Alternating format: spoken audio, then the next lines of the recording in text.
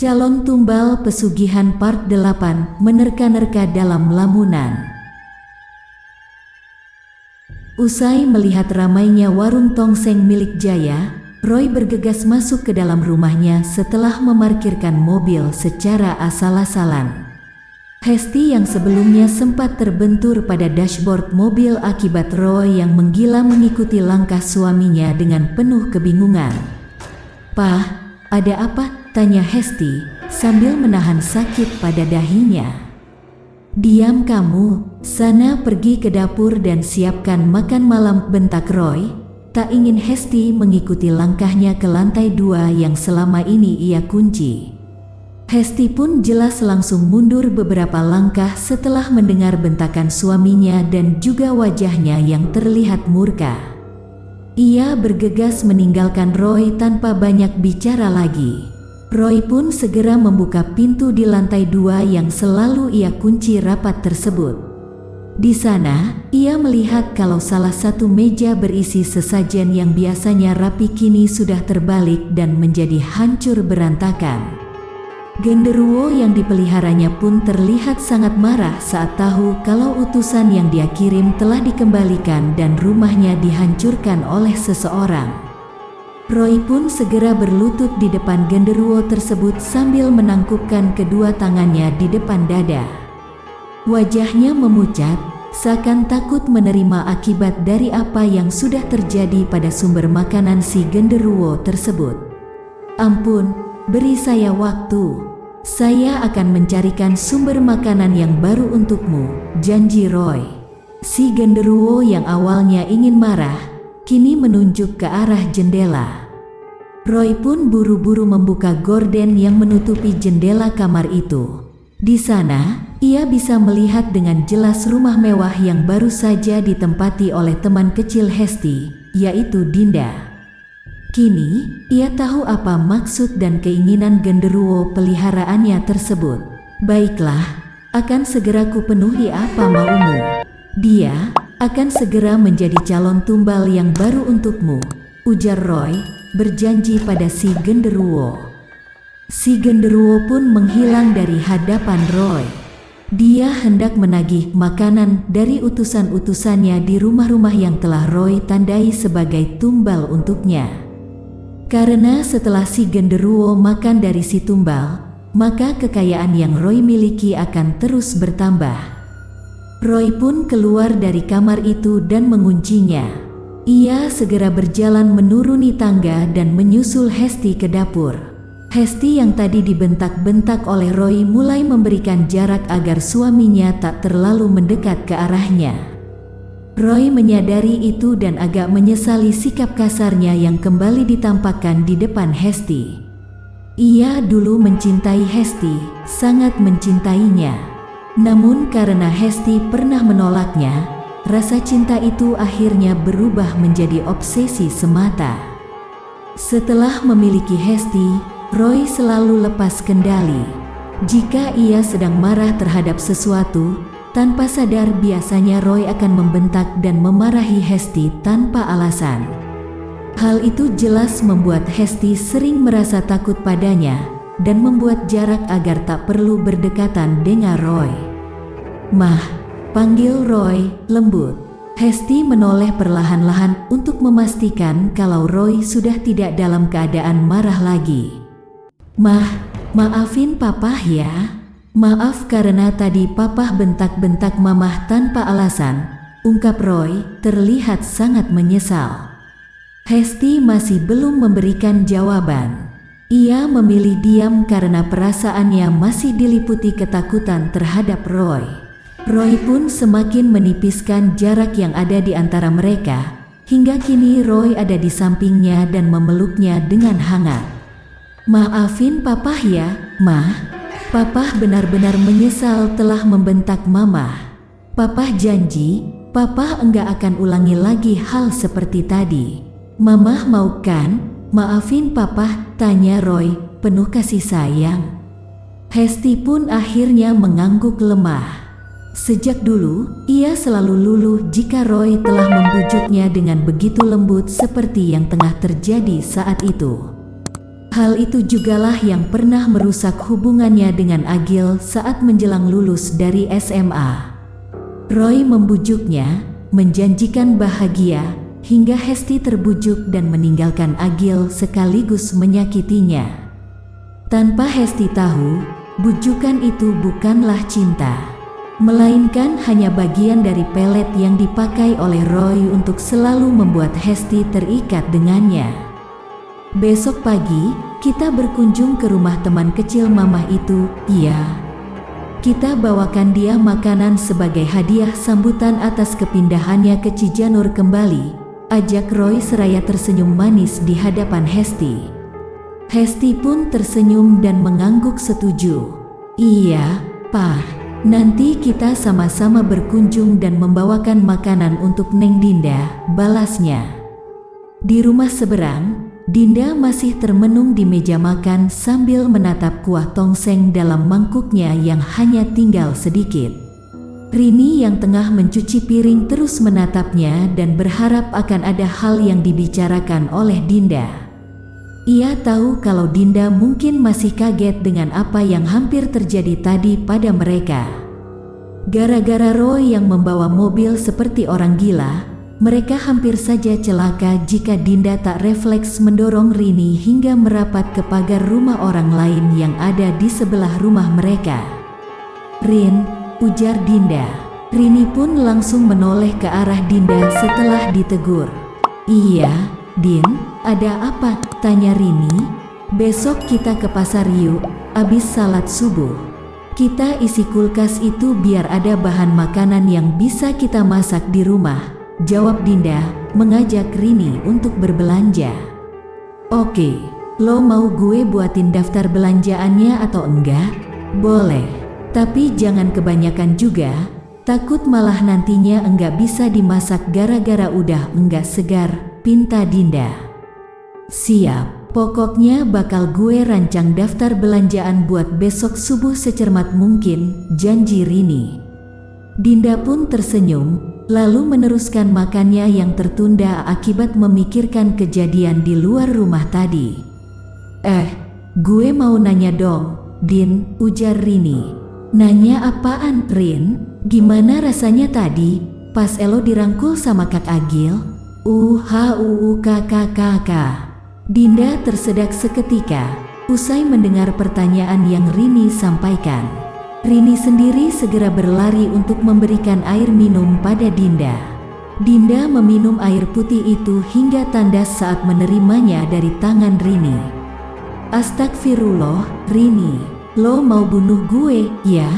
Udah gila lo, siapa yang dirangkul sama Kak Agil? Jangan macam-macam kalau ngomong." Dinda benar-benar marah. "Elo yang dirangkul sama Kak Agil, Din. Elo, gue lihat sendiri di depan mata ini. Dia khawatir sama keselamatan lo, makanya dia balik lagi dan langsung merangkul Elo baik-baik buat memastikan kalau Elo enggak terluka. Lo tadi mikirin apaan sih, sampai enggak sadar kalau Kak Agil merangkul bahu lo?" Rini mencoba menyadarkan Dinda dari kebodohannya. Dinda hanya bisa ternganga selama beberapa saat usai mendengar jawaban dari Rini. "Lo serius, Rin, Kak Agil merangkul bahu gue?" tanya Dinda polos. "Astagfirullahalazim, sohib gue cantik-cantik agak lemot ya ternyata." "Ish, benar-benar keterlaluan," omel Rini. "Iya, Kak Agil merangkul Elo, Dinda." "Rangkul," tegasnya sambil mengeja. "Masa sih, kok gue enggak merasa sama sekali ya?" Dinda menggaruk-garuk kepalanya yang tidak gatal di hadapan Rini. Rini pun memutar kedua bola matanya. "Tahu tanya sana sama bungkusan tongseng, tuh. Siapa tahu dia bisa bersaksi atas rangkulan yang Elo terima dari Kak Agil," saran Rini, setengah naik pitam terhadap Dinda. Usai salat subuh, Dinda segera mengenakan jaketnya yang berwarna krem untuk melapisi kaos putih yang ia pakai. Rini terlihat sudah siap di lantai bawah ketika Dinda keluar dari kamarnya. Ia turun untuk mendekat pada Rini yang tengah memeriksa ulang daftar belanjaan yang sudah ditulisnya sejak semalam. "Yuk Rin, kita pergi sekarang," ajak Dinda. "Yuk, gue udah siap tempur nih," balas Rini seraya tersenyum lebar. "Tempur? Lo mau tempur sama siapa di pasar? Sama preman?" tanya Dinda. Senyum di wajah Rini mendadak redup saat mendengar pertanyaan yang Dinda ajukan. Ia menatap Dinda dengan sebal tanpa merasa ragu. "Din, lo kayaknya belum pernah gue ajak adu sumo ya? Yuk, kita adu sumo aja di halaman depan." "Enggak usah belanja, gue pengen banget bisa bikin elo KO biar enggak mikir yang aneh-aneh melulu," ujar Rini dengan nada yang begitu gemas kepada Dinda. Dinda pun terkekeh pelan, sambil menghindari Rini yang sedang mencoba untuk menangkap dirinya. Mereka berdua keluar dari rumah dan memilih berjalan kaki ke pasar Malangbong. Keadaan masih gelap di luar, udara pagi itu terasa sangat sejuk dan lumayan menusuk kulit mereka. Beberapa orang terlihat baru selesai salat subuh di masjid dekat rumah.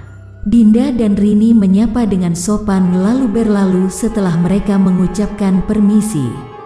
Warung tongseng milik Jaya belum buka, namun bisa terdengar suara kesibukan di dalam rumah tersebut yang menandakan bahwa para penghuninya sudah bangun untuk mempersiapkan segala sesuatunya yang akan dijual pagi itu.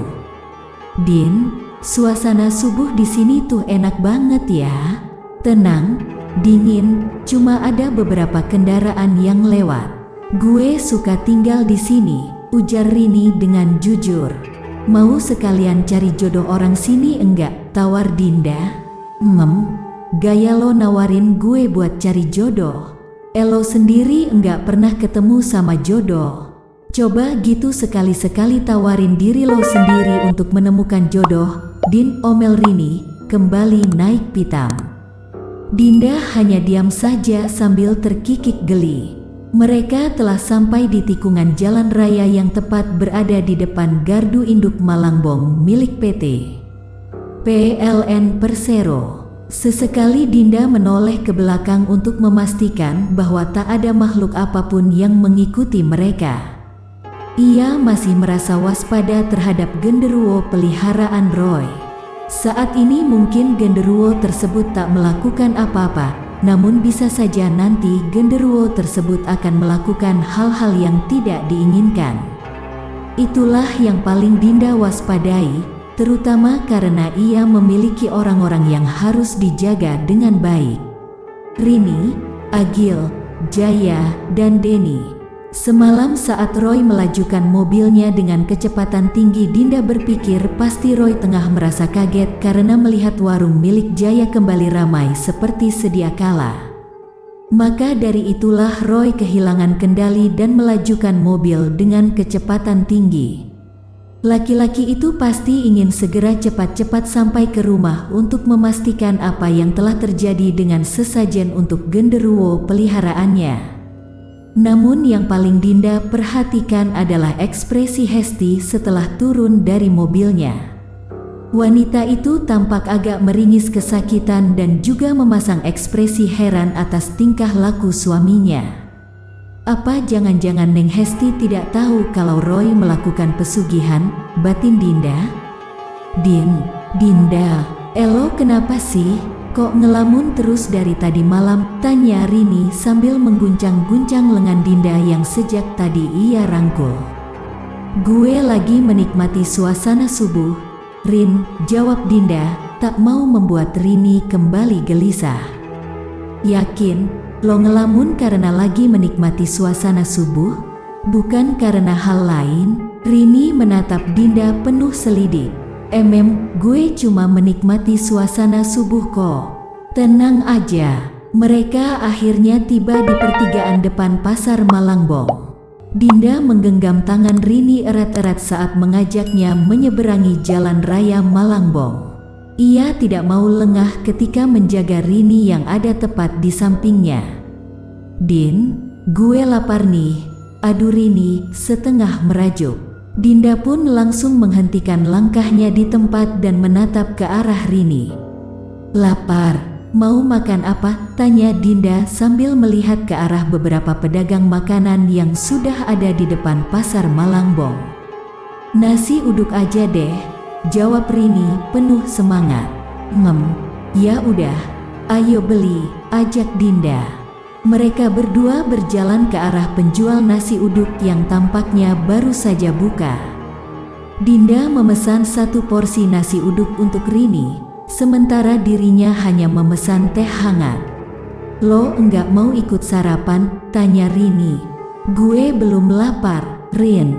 Lo sarapan aja duluan," jawab Dinda sambil menikmati teh hangat yang ia pesan. Rini pun mulai menyantap nasi uduknya setelah berdoa. Dinda mengawasi keadaan sekitarnya dan tak sengaja melihat Denny yang tampak baru selesai belanja di pasar Malangbong. Ia tak menyapanya karena tak mau membuatnya terlambat sampai di rumah. Denny pasti akan ikut duduk sebentar bersama Dinda dan Rini jika tahu bahwa kedua wanita itu ada di sekitaran pasar Malangbong. Sosok Denny yang mengendarai motornya kini telah berlalu dari pandangan Dinda. Dinda pun kembali menatap gelas tehnya dan tetap diam seperti tadi. "Din, jujur deh sama gue. Lo lagi mikirin rangkulan dari Kak Agil ya?" tebak Rini. Kedua mata Dinda pun melotot seketika saat mendengar apa yang Rini katakan. Ia segera mencubit lengan Rini akibat merasa gemas dengan pikiran random sahabatnya tersebut. Rini sendiri kini meringis usai menerima cubitan dari Dinda. "Coba kalau ngomong itu disaring dulu gitu loh, Rin. Jangan sampai lo keceplosan ngomong begitu saat ada Kak Agil di depan gue. Gue enggak enak sama Kak Agil, Rin. Gue enggak mau dia menjauh lagi dari gue hanya gara-gara salah paham. Kalau dia sampai berpikir bahwa gue masih suka sama dia, maka Kak Agil pasti akan menjauh lagi dari gue, Rin.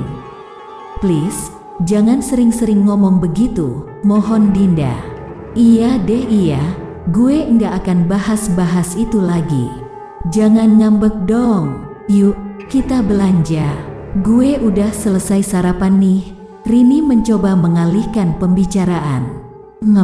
Ayo," balas Dinda singkat. Ketika mereka berdua telah membayar nasi uduk dan teh hangat kepada penjualnya, mereka pun segera berjalan menuju ke tempat para pedagang di pasar Malangbong berada. Tunggu dulu Din," pinta Rini sambil menarik lengan Dinda. "Ada apa lagi, Rin?" tanya Dinda agak sedikit kaget. "Gue kayaknya masih lapar, Din. Kita makan kupat tahu dulu ya sebelum belanja," jawab Rini seraya menunjuk ke arah penjual kupat tahu yang berada tak jauh dari tempat mereka berdiri. "Hah, masih lapar, Rin? Lambung lo itu terbuat dari karet atau apa sih? Kok bisa masih lapar setelah makan 1 piring penuh nasi uduk?" heran Dinda sambil menggeleng-gelengkan kepalanya dan menatap perut Rini yang rata. "Gue lagi dalam masa pertumbuhan, Din," balas Rini dengan wajah yang seakan tak memiliki dosa. Bersambung. Makin menarik dan penasaran dengan cerita selanjutnya kan? Terus pantengin channel Asal Gawe. Jangan lupa like, komen, subscribe, dan bagikan, serta tonton video lainnya. Salam sehat dan sukses untuk semua.